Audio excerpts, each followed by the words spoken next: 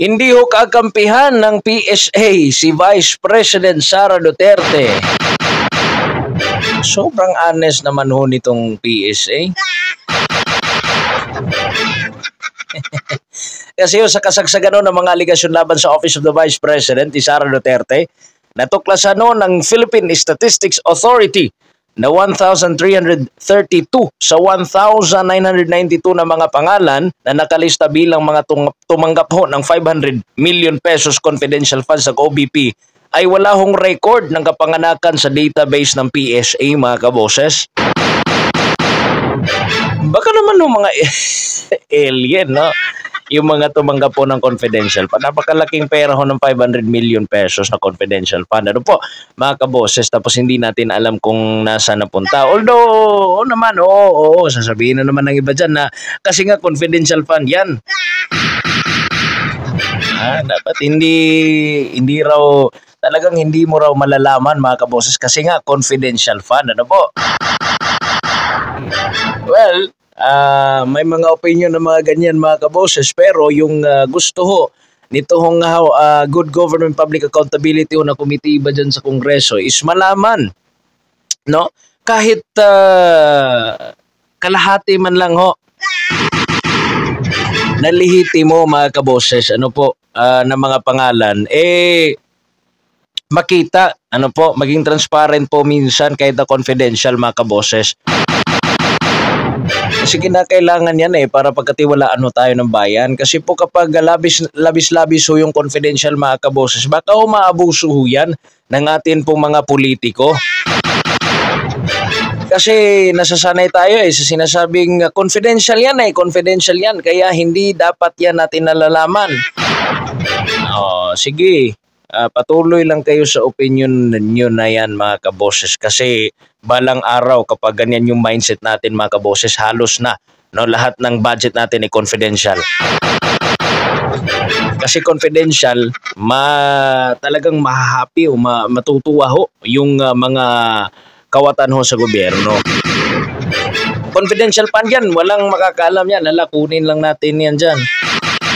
Hindi pwede. Sana naging transparent din minsan. Ano po, ang PSA ho ay tumugon sa kahilingan ng House Committee on Good Government and Public Accountability na suriin ang mga pangalan ng halos 2,000 individual, mga kaboses, bilang bahagi ho ng kanilang investigasyon sa mga confidential funds ng OVP. Ano po, mga kaboses? Sa kanilang pagsusuri, 670 lamang ang posibleng tumugma sa mga umiiralo na record. Wow! 670 lang. Diba? Tingnan nyo nga, kaya nga nilang isumiter yung legitimate na mga pangalan, yung 670, mga kaboses. Ano pa kaya yung libu-libong katao ho na tumanggap ho ng 500 million sa confidential pa, naghati-hati ho sa 500 million.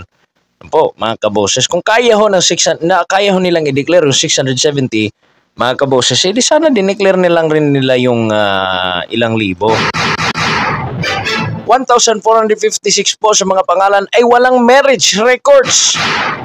1,593 naman ang hindi nagtugma sa death records.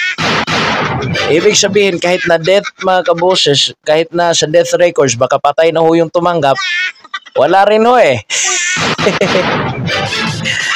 Wala rin noon sa mga pangalan ng mga namatay.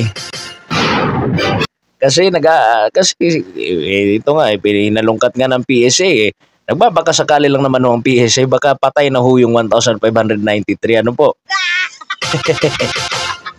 Isa pa dito ang umalingaw-ngaw, mga kaboses, ito nga ang issue sa pangalan ni Mary Grace Piatos. Paborito ko itong Piatos. Paborito kong kainin itong Piatos sa kakatawa lang kasi yung pangalan. Uy, totoo ba na mayroong apelidong ganito? Magbibigay ako ng Gcash. Nasa maka-comment o mga kaboses na merong apelido dito na talagang Piatos. Sa mga ano po dyan, mga tao po dyan na nanonood ngayon, kung apelyado nyo ho Piatos, magbibigay ho ako, mga kaboses. Kasi maraming gumagawa ng meme. Baka may masaktan ho, mga kaboses, ha? Baka may masaktan ho dyan. na mga piatos. Hindi muna ako tatawa mga kaboses. Kasi talagang paborito ko yung piatos eh. Magbibigay ako ng 500 pesos GCash doon po sa mga makakapagsabi ho dyan sa baba kung sino-sino po yung mga piatos. Mamimili lang ho ako mga kaboses. Ano po, mamimili lang ho ako. Yung legitimate ho mga kaboses, huwag nyo akong anuhin dyan. Huwag nyo akong lukuhin. Natuklasan ho ng lumitaw ho sa acknowledgement receipts. Ito pong Mary Grace Piatos ho ng pangalan. Para ho sa confidential funds ng OVP at saka DepEd. Ngunit natuklasan ho ng PSA na wala pala siyang birth certificate kahit na marriage certificate o kahit nga death record. Ang kanyang mga pinirmahan no mga kaboses ay lumitaw sa mga dokumento ay para ho sa 500 million confidential funds ng OVP mula 2022 hanggang 2023. Tsaka 112.5 million ng confidential funds ng DepEd noong kalihim pa po si VP Sara Duterte ng Departamento ho ng Edukasyon. Kaya ho itinaas din ho ang issue na ang pangalang ito ay maaring imbento lamang upang magamit bilang justification sa paggasta ng pondo. Sa ngayon ho nag-alok ang House Committee ng 1 million pesos na pabuya para sa impormasyon kaugnay kay Piatos.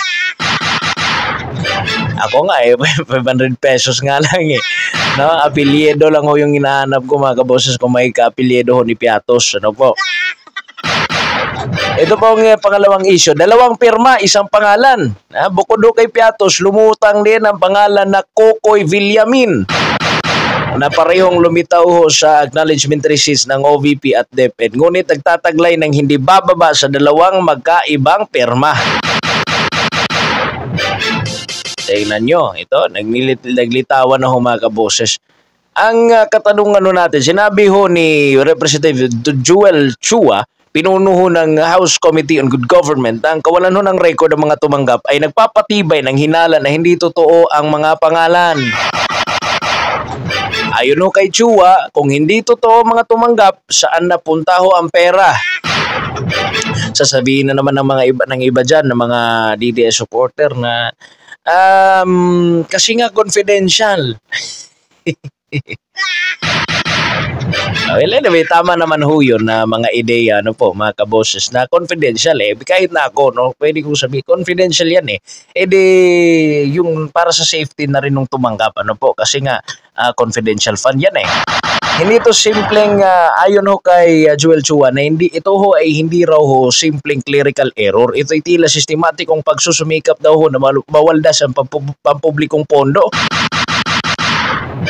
Sa kabila ho ng mga tanong na iyan, tumanggi ho si VP Duterte na harapin ang mga isyu kaugnay sa kanyang opisina. Nung una niyang pagdinig na budget para sa 2025, naputol ho ang kanyang hiling na 2.37 billion pesos sa 733 million po yung binigay na lang ho sa kanyang budget.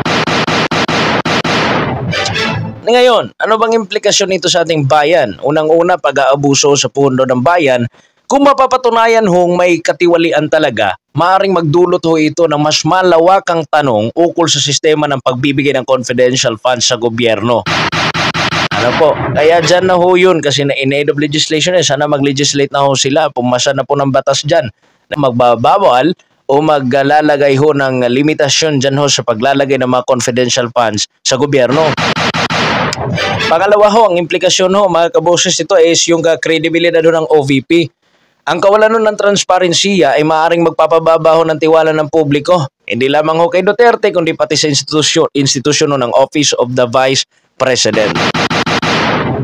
Pangatlo ito pong pampublikong diskurso. Ang kaso ho ay magpapalakas ng panawagan para ho sa mas mahigpit na auditing ng confidential funds sa mga ahensya ho ng gobyerno. Hindi naman ho siguro talaga makatarungan kung ganyan lang ho kadali yung pagwaldas ng pera ng bayan. Nasa demokrasya ho tayo, may konstitusyon ho tayo, meron po dyan nakasulat, transparency and accountability. Kinakailangan ho yan sa ating mga public offices. Ngayon kung hahayaan natin ito mga ganitong sistema mga kaboses, kagaya nitong confidential funds, meron pala talaga itong butas mga kaboses ng korupsyon, o posibleng butas magiging butas ng korupsyon mga kaboses, tanggalin na sana yan. Ano po? Ngayon, ano ho bang papel ng publiko dito? Sa dami ho ng mga kontrobersyang bubabalot mga kaboses, mga kababayan sa confidential funds, mahalaga hong manatiling mapanuri ho tayo na sa publiko. Ang isyong ito ho ay hindi lamang usapin ng accounting, kundi na ho ng pananagutan at hustisya mga kaboses.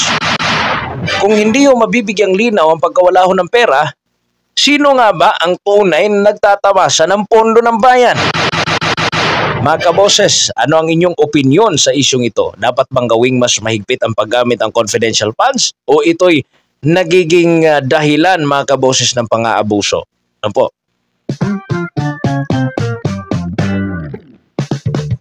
Comment kayo dyan sa baba mga kaboses para po sa marami pa po nating talakayan mga kaboses. Babasahin ko isa-isa yung comment niyo. Ano po, please follow, share, and subscribe nang din po sa ating channel para po mas updated ho tayo sa mga nangyayari ho sa ating bansa. God bless po sa inyong lahat and bye-bye po. Vox Populi PH po, napakaraming salamat po sa inyong lahat mga kaboses.